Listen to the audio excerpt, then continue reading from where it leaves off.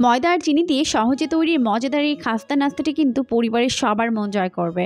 সুপ্রিয় দর্শক, আসসালামু আলাইকুম। আজকে আপনাদেরকে ময়দা দিয়ে দারুণ মজাদার একটি নাস্তা তৈরি করে দেখাবো, যেটা খুবই সহজে আর কম সময়ে তৈরি করে নেওয়া যায়। খেতেও কিন্তু হয় দারুণ মজার। আশা করছি অনেক বেশি ভালো লাগবে। নাস্তা তৈরি করার জন্য প্রথমে এখানে একটি বোল নিয়েছি। এরপর এর মধ্যে নিয়ে নিচ্ছি 1.5 কাপ পরিমাণ ময়দা। আপনারা চাইলে এখানে 1 কাপ ময়দা দিয়েও তৈরি করতে পারবেন। 1 চামচের 4 ভাগের 1 ভাগ পরিমাণ দিয়ে দিলাম লবণ, আর 3 চামচ পরিমাণ দিয়ে দিলাম সয়াবিন তেল। আমি এখানে 1.5 কাপ ময়দার জন্য 3 চামচ পরিমাণ সয়াবিন তেল ব্যবহার করেছি। এখন একটু সময় নিয়ে ময়দার সঙ্গে খুব ভালো করে সয়াবিন তেলটাকে মিশিয়ে নিচ্ছে। আর এটাকে অবশ্যই একটু সময় নিয়ে মেশাতে হবে, কারণ এটাকে যত ভালোভাবে মেশাবেন নাস্তাগুলো কিন্তু ততটাই বেশি পারফেক্ট হবে। তাই একটু সময় নিয়ে এগুলোকে ভালো করে ময়দার সঙ্গে মিশিয়ে নিতে হবে। তো মেশাতে মেশাতে যখন দেখবেন হাতের মধ্যে নিলে খুব সহজে এরকম মুট করা যাচ্ছে, আবার খুব সহজে ভেঙেও ফেলা যাচ্ছে, তখনই বুঝতে হবে এটা পারফেক্টভাবে রেডি হয়ে গেছে। এখন এর মধ্যে অল্প অল্প করে নর্মাল তাপমাত্রায় পানি দিয়ে এটাকে ভালো করে মেখে নিব। তবে চেষ্টা করবেন এখানে পানি একবারে না দিয়ে অবশ্যই অল্প অল্প করে দিয়ে মিশিয়ে নিতে, এতে করে ডোটি একদম পারফেক্ট হবে। আর এই ডো কিন্তু খুব বেশি নরম হবে না, আবার খুব বেশি শক্তও হবে না, একটা মিডিয়াম পর্যায়ে থাকবে। তো এভাবে অল্প অল্প করে পানি দিয়ে ভালো করে মেখে আমি একটি সফট ডো তৈরি করে নিব। তো এই পর্যায়ে কিন্তু আমাদের ডোটি তৈরি হয়ে গেছে, দেখতেই পাচ্ছেন। এখন হাতের মধ্যে নিয়ে এটাকে এরকম একটা গোলাকার শেপ দিয়ে নিচ্ছে। এরপর আমি এটাকে ঢেকে রেস্টে রেখে দিব প্রায় 10 মিনিটের জন্য। আর এই 10 মিনিটের মধ্যে ময়দা ডোটি খুব ভালোভাবে সেট হয়ে যাবে। তাই যাতে উপরটা ড্রাই না হয়ে যায়, এই জন্য উপরে একটু সয়াবিন তেল লাগিয়ে দিলাম।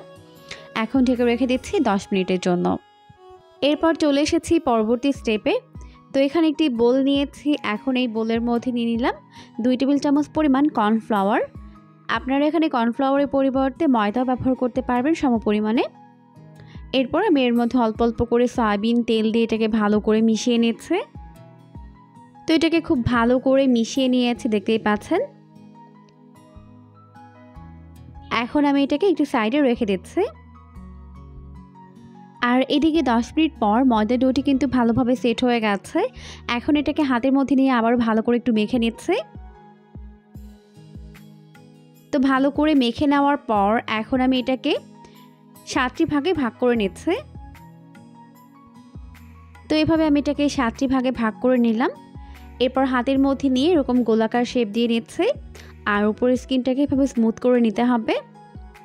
তো এভাবে আমি সবগুলো বল তৈরি করে নিব। এরপর আমি এগুলোকে বেলে নিব। তো বাকিগুলোকে ঢেকে রেখে আমি একটি বল নিয়ে নিলাম। এখন এটাকে পাতলা করে বেলে নিতে হবে। অল্প একটু ময়দা ছড়িয়ে এটাকে ঘুরিয়ে ঘুরিয়ে এভাবে পাতলা করে বেলে নিচ্ছে। তো এখন বেলে নেওয়া হয়ে গেছে। সেমভাবে আমি বাকিগুলোকেও বেলে নিব। তো এই পর্যায়ে আমাদের সবগুলো রুটি বেলে নেওয়া হয়ে গেছে, দেখতেই পাচ্ছেন। এখন আমি একটি রুটি নিয়ে নিলাম। এরপর আগে থেকে বানিয়ে রাখা কর্নফ্লাওয়ার আর তেলের মিশ্রণটিকে উপরে দিয়ে দিলাম। দিয়ে চারপাশে ভালো করে লাগিয়ে নেওয়ার পর এখন এর উপর থেকে আরও একটি রুটি দিয়ে দিচ্ছে।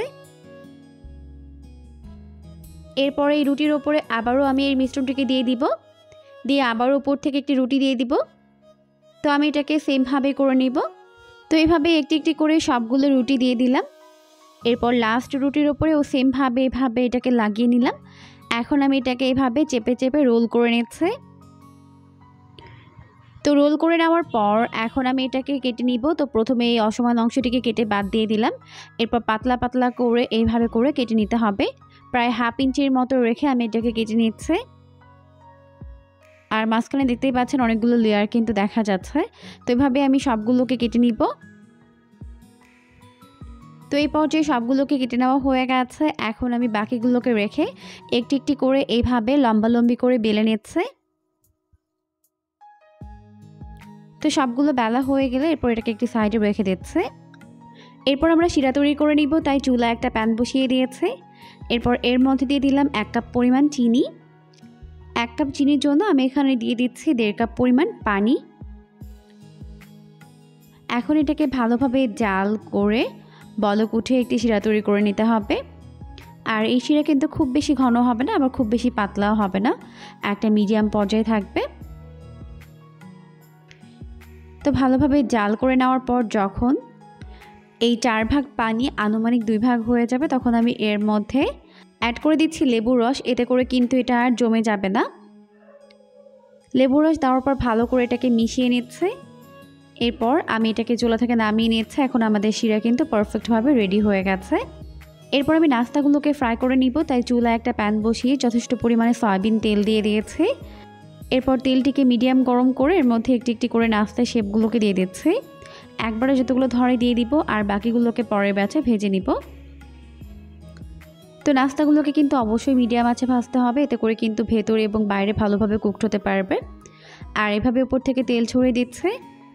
তো এইভাবেই নাস্তাগুলোকে উল্টে পাল্টে 2 পাশ গোল্ডেন ব্রাউন করে ফ্রাই করে নিব। এখন আমাদের নাস্তাগুলোকে ভালোভাবে ফ্রাই করে নেওয়া হয়ে গেছে। এখন তেল ঝরিয়ে তেল থেকে উঠিয়ে নিচ্ছে। তো সেমভাবে আমি বাকি নাস্তাগুলোকেও ফ্রাই করে উঠিয়ে নিব। এই পর্যায়ে আমাদের সবগুলো নাস্তা ফ্রাই করে উঠিয়ে নেওয়া হয়ে গেছে। আমি নাস্তাগুলোকে ভালোভাবে ঠান্ডা করে নিয়েছি। এরপর যে শিরাটিকে বানিয়েছিলাম ওটাকেও ঠান্ডা করে নিয়েছি। এখন এই শিরার মধ্যে একটি একটি করে নাস্তার শেপ ডিপ করে এভাবে উঠিয়ে নিচ্ছে। তো ব্যাস, এরই মাঝে তৈরি হয়ে গেল দারুণ মজার খাস্তা খাজা।